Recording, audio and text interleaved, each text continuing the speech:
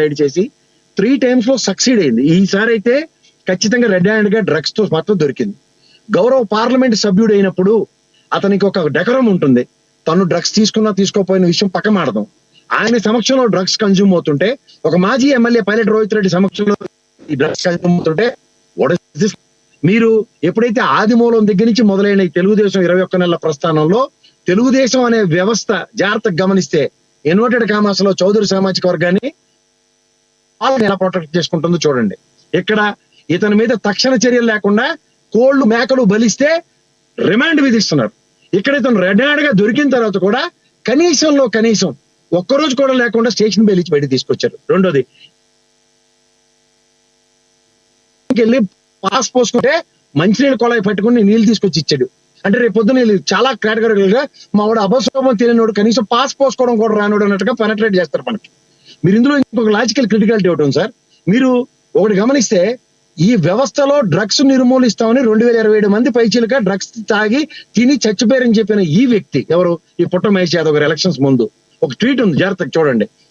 Next గౌరవ ముఖ్యమంత్రి గారు చంద్రబాబు గారి సమక్షంలో డ్రగ్స్ నిరోధించడానికి ఇతను ఇచ్చిన పిలుపు 100 రోజుల్లో మేము తక్షణ చర్యని ఇవన్నీ చేస్తుంటే కంచె చేను మేసినట్టు గౌరవ పార్లమెంట్ సభ్యుడు అయినప్పుడు ఈ డెకరంలో ఇతను ఫస్ట్ పార్టీ పరంగా సస్పెండ్ చేశారా? ఇప్పుడు దీనికి ప్యారల్ గా ఏంటంటే ఒక జనసేన ప్రతినిధి వీడియోలో అతి దగ్గరలో రేపెల్లుండి రిలీజ్ అవుతున్నాయి. జాగ్రత్తగా గమనిస్తే మోడసభ రండి గమనించుకోండి. ఈ పుట్ట మహేష్ యాదవ్ కి ఏ ప్రాతిపదిక మీద స్టేషన్ బెయిల్ దొరికింది? రెండోది ఇతనితో పాటు ఉన్న 5గురిని టెస్ట్ చేసిన దగ్గర 3 మీద ప్రూవ్ అయింది, 5గురికి ప్రూవ్ అయింది అని దగ్గర వీళ్ళిద్దరికి ఒక ఆడపిల్లకి ఈయనకి ఏ ప్రాతిపదిక స్టేషన్ బెయిల్ దొరికింది?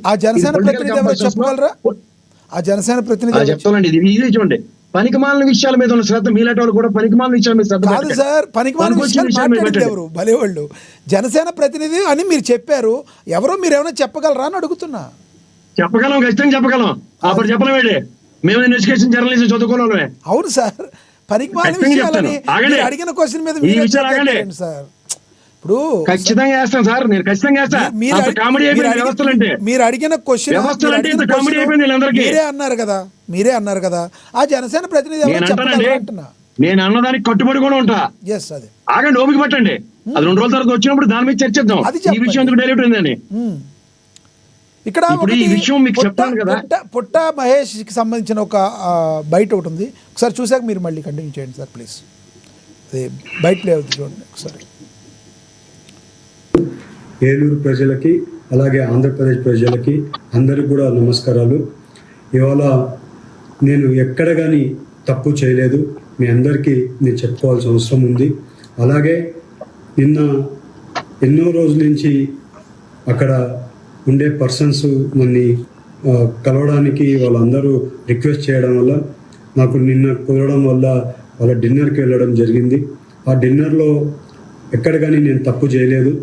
మీ అందరికీ కూడా మళ్ళీ తెలుపుకుంటున్నా, ఎప్పుడు కూడా ఏలూరు ప్రజలు నా మీద పెట్టుకున్న నమ్మకంని ఎప్పుడు కూడా ఒమ్ము చేయను, ఎప్పుడు కూడా తప్పు చేయనని మీ అందరికీ తెలుపుతూ, అలాగే మీడియాలో వచ్చే కథనాలు అలాగే సోషల్ మీడియాలో వచ్చే కథనాలు ఏవి కూడా నమ్మొద్దండి. ఎప్పుడు కూడా నేను నిజాలే చెప్తాను, అబద్ధాలు చెప్పనని మీ అందరికీ తెలుపుకుంటూ అందరికి కూడా నమస్కారం. సో నాకేమీ తెలీదు, నేను నిరపరాధిని, ఇది కేవలం ఎవరో కుట్ర చేస్తున్నారు నా మీద అంటున్నారు. అదేనండి, పాస్ కూడా పోయడం రాదు కదా ఆయనకి.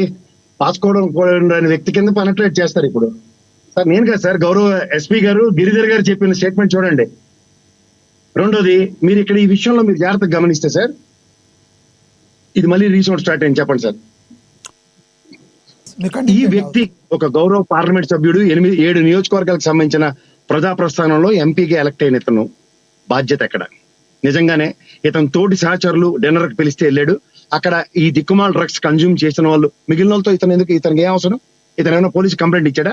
ఇతను ఒక ఢిల్లీ నుంచి ఒక రియల్ ఎస్టేట్ వ్యాపారం తీసుకెళ్లాడు, అతనే గన్ ఫైరింగ్ ఓపెన్ చేశాడు. ఏ పోలీసు వ్యవస్థ అంటే అంత తగరాలుగా ఉందా? అంత తమాషాగా ఉందా? భూములు ఇప్పిస్తామని తీసుకొస్తారా? భూములు ఇప్పిస్తామని తీసుకొచ్చి ఇక్కడ గన్ ఫైరింగ్ లా అక్కడ ఆంధ్రప్రదేశ్ లో 99 రూపాయలకి ఇస్తున్నారు కదా, అక్కడ తీసుకెళ్లి పంచాయతీలు పెట్టుకుని పప్పానాలు అనుకోవచ్చు కదా. అక్కడ pilot Rohit Reddy farm house మీద 199 మందికి సేమ్ ఒపీనియన్ ఉంటుంది.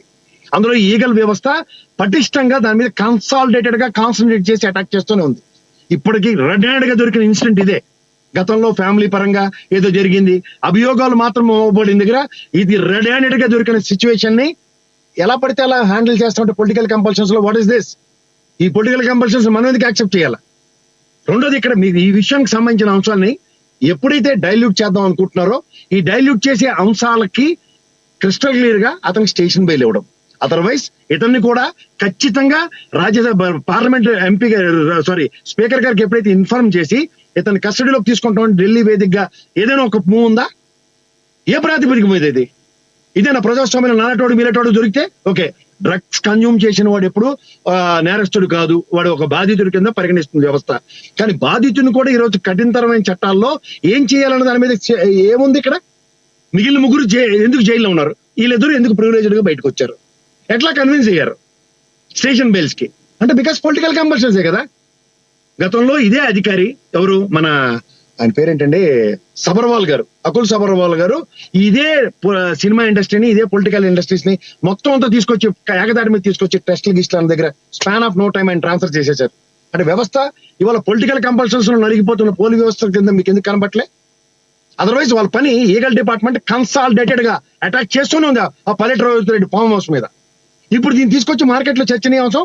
బీఆర్ఎస్ వాళ్ళు ఎప్పటి నుంచో చేశారు, ఇవన్నీ చర్చనీయాంశాలు అవుతున్నాయి మార్కెట్ లో, డిబేట్లలో. Is it right? అంటే మీరు ఇందాక మాట్లాడుతూ పుట్టా మహేష్ గురించి మాట్లాడుతూ మీరు ఒక సామాజిక వర్గం గురించి మీరు మాట్లాడారు. ఎందుకు అలా మాట్లాడాల్సి వచ్చింది సామాజిక వర్గం గురించి?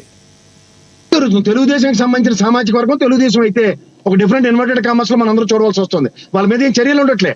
రీసెంట్ గా ఆదినారాయణ రెడ్డి గారి అబ్బాయి డ్రగ్స్ ను గంజాయి తీసుకుంటూ దొరికాడు. ఏది చర్యలేవి? ఇదే కూకట్పల్లి పరిసర ప్రాంతాల్లో. ఏమండి మీరు కూడా జర్నలిస్ట్ గా చెప్పండి, చర్యలేవి? తెలుగుదేశం అనగానే ఒక డిఫరెంట్ యార్డ్ స్టిక్ తో మెజర్ చేయబడుతున్నాయి. ముఖ్యంగా కమ్యూనిటీ పరంగా ఇంకొక యార్డ్ స్టిక్ తో మెజర్ చేయబడుతున్నాయి. What is this?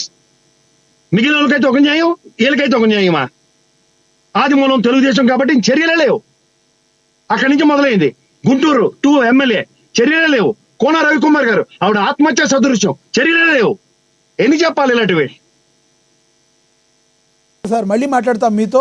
ప్రసాద్ గారు మనతోటి శంకర కృష్ణవేణి గారు ఉన్నారు, జనసేన నేత, ఆవిడతో మాట్లాడదాం. కృష్ణవేణి గారు నమస్తే అండి. నమస్తే అండి లక్ష్మీనాథ్ గారు, మీకు అలాగే కేఎస్ ప్రసాద్ గారికి, బండారు వంశీకృష్ణ గారికి నమస్కారం అండి. అలాగే ఏఎన్ఎన్ వీక్షకులకు కూడా నమస్కారం. ఎస్, ఒకటి చెప్పండి కృష్ణవేణి గారు, ఏదైతే వైఎస్ సునీత గారు ఎవరైతే ఉన్నారో ఆవిడ సిబిఐ మీద కూడా వాళ్ళు తీసుకుంటున్న నిర్ణయాలు, వాళ్ళు ఏ రకంగా కేసు స్టడీ చేస్తున్నారో దాని మీద కూడా పెదవి విరచడం జరిగింది. తనకు న్యాయం జరగడం లేదని చెప్తుంది, కానీ నేను అంతిమంగా వరకు పోరాడుతానంటున్నారు సునీత గారు. ఇక మరొక విషయం, ఏదైతే డ్రగ్స్ కలకల ఉందో, గతంలో మీరు జగన్మోహన్ రెడ్డి గారు ప్రభుత్వం డ్రగ్స్కి నిలయంగా మారిపోయిందని గతంలో మీరు వెళ్ళి ప్రజల్లోకి వెళ్ళారు, దాని గురించి చెప్పారు. ప్రజలు వాళ్ళని మీరు చెప్పిన మాట నమ్మారు, వాళ్ళని తిరస్కరించారు. మరి గంజాయి రహిత, డ్రగ్స్ రహిత సమాజాన్ని ఏర్పాటు చేస్తామన్న మీ ప్రభుత్వంలో ఉన్న వాళ్ళే మరి ఇప్పుడు ఎంపీగా ఉన్న, టీడీపీ ఎంపీగా ఉన్న పుట్టా మహేష్ గారు ఎవరైతే ఉన్నారో ఆయనలో నమూనాలు దొరికినాయి అని అనటం ఒకటి.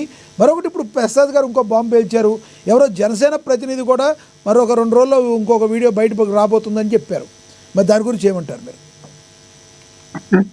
వైఎస్ఆర్సీపీ పార్టీ ఏ విధంగా దిగజారిపోయింది అన్నదానికి కూడా ఇదే నిదర్శనం సార్. అంటే ప్రజలకి, ప్రజా సమస్యల మీద పోరాటం చేసే ఒక ప్రతిపక్ష పార్టీ హోదా అడుగుతూ ఉంది వైఎస్ఆర్సీపీ పార్టీ. కానీ ఆ ప్రతిపక్ష హోదాని వీళ్ళు ఏ విధంగా ఉపయోగిస్తున్నారు అనేది ప్రజలందరూ కూడా గమనిస్తున్నారు. అంటే వాళ్ళ బెడ్రూమ్ల విషయాలు